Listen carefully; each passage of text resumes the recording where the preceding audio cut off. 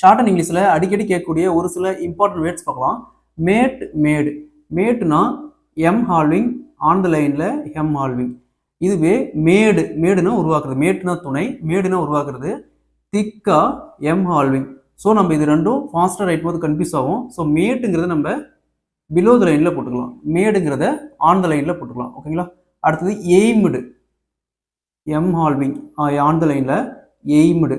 Next டிமிடு. டிமிடுனா உறுதுணையாக, டிமிடு. Next நீட்டு, லைட்டாக நீட்டு.